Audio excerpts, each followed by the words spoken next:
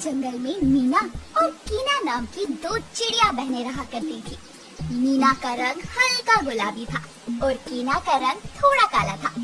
दोनों अपनी माँ सोना के साथ नीम के पेड़ पर घोंसले में रहा करती थी।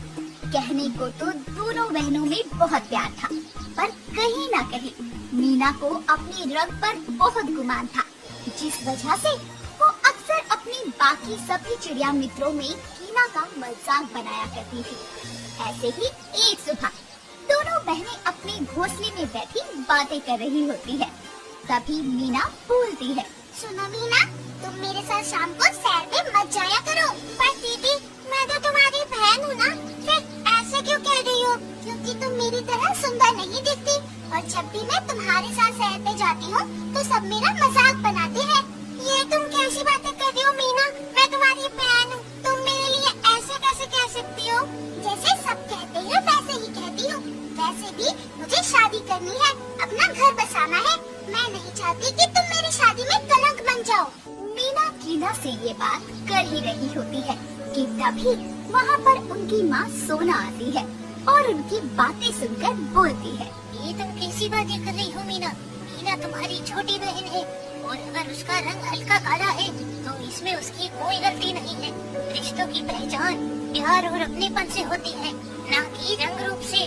माँ, मैं कीना से प्यार करती हूँ और उसे अपनी बहन भी मानती हूँ, पर आप जानती हो ना, मुझे शादी करनी है और कीना का यह रंग रूप मेरी शादी में विघ्न पैदा करेगा। देखो मीना, तुम्हें वही मिलेगा जो तुम्हारे भाग्य का होगा। जो तुम्हारा है वो तुमसे कोई नहीं छीन सकता, पर जो तुम्हारा नहीं है वो तुम्हें कभी नहीं मिल सकता। अपनी माँ की बात सुनकर मीना बुरा सा मुंह बनाकर वहाँ से उड़कर दूर चली जाती है और अपने दूसरे सभी चिड़िया दोस्तों के पास जाती है। तभी उसकी दोस्त कुहू उससे बोलती है, क्या हुआ मीना, ऐसे उदास क्यों होता? कुछ नहीं यार, वही माँ के रोज रोज के प्रवचन। अपनी छोटी बहन को कुछ मत बोल, ये वो तुम तो जानती ही हो सब। वैसे वो तुम्हारा दीवाना है ना शंकुचिड़ा। कल जब शाम को तुम सैर के लिए नहीं आए थे तब वो उस पुराने बेरी के पेड़ पर ही बैठा रहा तुम्हारे इंतजार में। तुम सच कह रही हो? वैसे मुझे वो अच्छा तो लगता है, पर मैं यही सोचती हूँ कि कहीं मुझे उससे कोई अच्छा भी मिल सकता है, फिर मैं उसी से शादी कर लूंगी। अब ये तो तुम जानो, मैं बस यही कहूँगी कि जो है सही है, आगे तुम समझदार हो। ऐसी ही दोनों सहेलियाँ बातें करती रहती है, जिसके बाद दोनों साथ में दाना चुगने के लिए निकल जाती है और शाम की सैर करके वापस से अपने अपने घोंसलों में चली जाती है। दिन गुजरते जाते हैं। मीना के दिल में अब अपनी शादी को लेकर उत्सुकता बढ़ती जाती है। सोना भी मीना के लिए रिश्ते तलाशना शुरू कर देती है। कुछ दिन बाद मीना को देखने के लिए कंकु नाम का चिड़ा अपने परिवार के साथ उनके घोंसले में आता है। सोना सभी का स्वागत करती है और मीना को आवाज देते हुए बोलती है, मीना बेटा, मीना बेटा, आ जाओ, रिश्ते वाले आ गए हैं। अपनी माँ की बात सुनकर दोनों बहनें वहाँ आती है।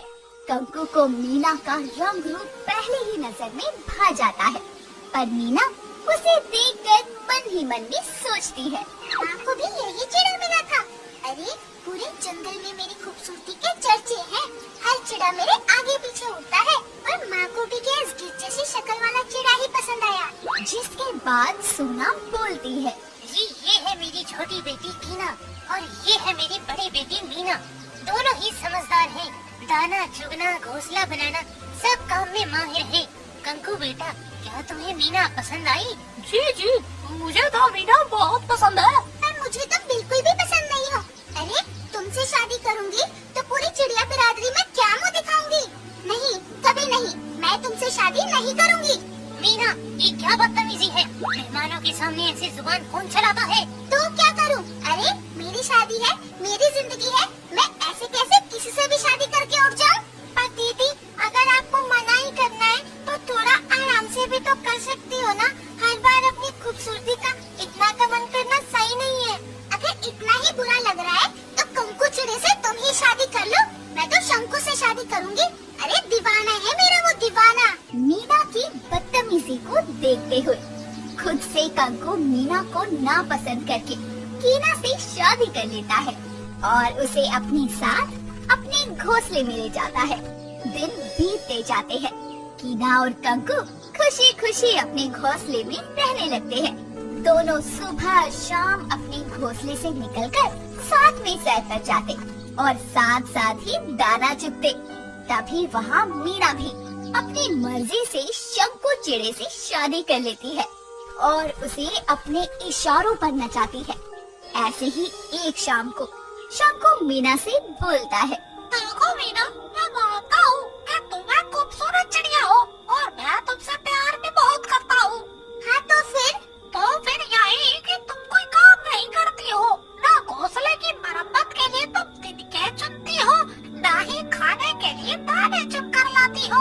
और जब मैंने कहा कि नए पेड़ पर नया घोंसला बनाना है, तब भी सब मैंने अकेले किया। देखो शंकु, जिस तरह मैंने तुमसे शादी की है ना, उसी तरह मैं तुम्हें छोड़ भी सकती हूँ और किसी नए चिड़े के साथ अपना नया बसेरा बना सकती हूँ। इसलिए तुम मुझ पर हुक्म चलाने की कोशिश तो जरा भी मत करना। पर मीना, हम दोनों पति पत्नी हैं, शादी हुई है हमारी। इस जीवन के हर सुख दुख में हम दोनों का बराबर योगदान है। शादी का मतलब ये नहीं होता कि पति या पत्नी दोनों में से कोई एक ही सब करे, बल्कि हमें साथ मिलकर सब करना चाहिए।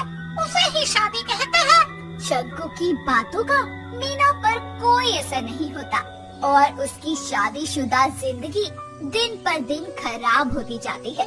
तो वहीं कीना और कक्कू अपनी जिंदगी में बहुत खुश थे और कीना माँ भी बन चुकी थी और उसकी छोटी सी चिड़िया भी बहुत खूबसूरत थी। ऐसे ही एक शाम को कंकु और कीना दोनों ही मीना और शंकु से मिलने के लिए उनके घोंसले में जाते हैं।